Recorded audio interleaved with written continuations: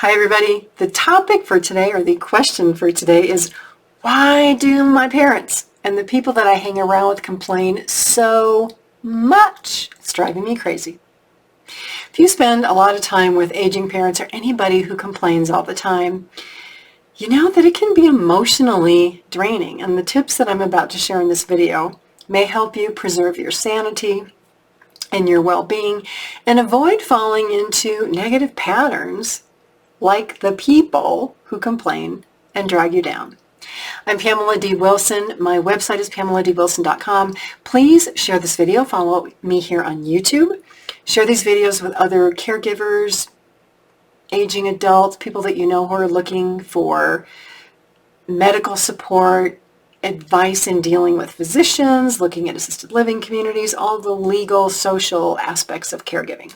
Help is here on my YouTube channel and on my website. So let's talk about reasons that elderly parents complain so much and what you as a caregiver can do about it. Most complaints in general are because of a lack of problem-solving abilities or skills, right? It's way easier to complain about something rather than have to do something about it or figure out what to do about it.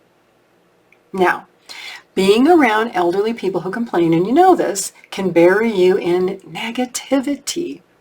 Elderly parents might complain about everything that you do, like your dinner wasn't good enough, their health problems are bad, they don't like your friends, they're tired all the time, the house is dirty, you didn't clean the bathroom, the clothes weren't folded right. I mean, there are so many areas for complaints, right?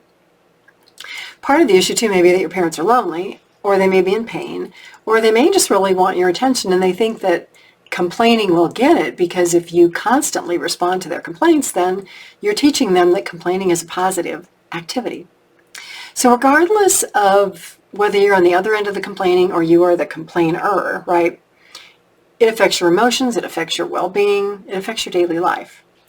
So part of removing all of these complaints from our lives involves taking a look at ourselves and how we contribute to these complaints from other people. Because believe it or not, we may do some really simple things that drive other people crazy, and vice versa. So maybe you leave your shoes in a path where somebody walks and they trip over them all the time. Or you leave dirty dishes in the sink when you could wash them or put them in the dishwasher. Or maybe you wash clothes and you leave your clothes in the dryer for days and other people are waiting to use the dryer and they're getting irritated with you, right? So there's all these little tiny things that can just drive other people crazy. And if other people are complaining about things that you do, they probably also are doing things. So the idea is to think about the scope of these things and how important really are they? Are they just small irritants that, gosh, if I took my clothes out of the dryer, that complaint would go away. If I put my shoes away, the complaint would go away. If I just wash my dishes after I eat, we wouldn't have these arguments. Well, if they're that simple, then just deal with it, right? X them out, get rid of those complaints. Now, most of the time, though, the complaints are bigger. So when you look at the idea of complaining, the first thing is to look at, I don't like these complaints, but am I contributing to the complaints? And how do you know, right? So you got to monitor your thoughts and your activities. So carry a little notepad, get a piece of paper that you take with you or a pen or whatever. And every time you complain or you notice yourself complaining, write it down. And then later or at that moment, think about why am I complaining or what am I complaining about? Do I want attention from somebody? Or am I complaining because everybody else is complaining and I just, want to contribute and be like everybody else? Or do I just want to vent and have somebody listen to me because I don't feel like anybody ever listens to me, right? Or am I complaining because I have a problem and I don't know how to solve it? Or I don't want to take responsibility, or I'm afraid that if I try to solve it, it's going to make more problems. All kinds of reasons for complaining, right? Or do you complain to make somebody else feel bad, like, oh, poor me, nobody ever helps me? Or is your complaining criticism about other people and what they do?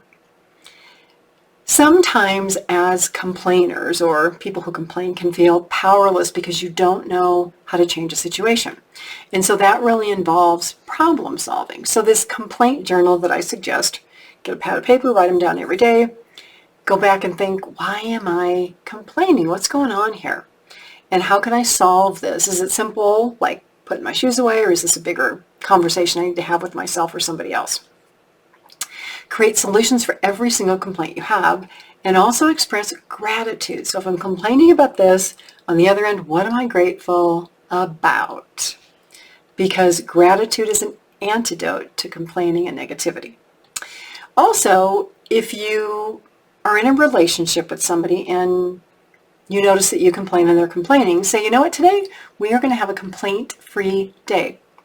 If I notice that you're starting to complain and you don't stop yourself, I'm going to stop you. If I complain and I don't notice it, please stop me. Let's go through an entire day without complaining about anything, and instead being grateful and focusing on solving issues so that we have nothing to complain about. Can you imagine how good that would feel?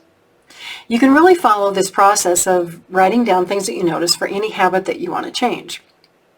The key is to identify how much this habit affects your life or other people's lives by documenting it, identifying why it's going to happen or why it happens, and what you are actually going to do about it. And then stick to it.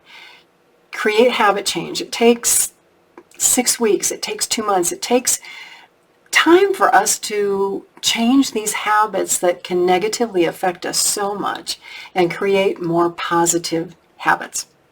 I'm Pamela D. Wilson. My website is PamelaDWilson.com. Thank you so much for being here. Please come back again.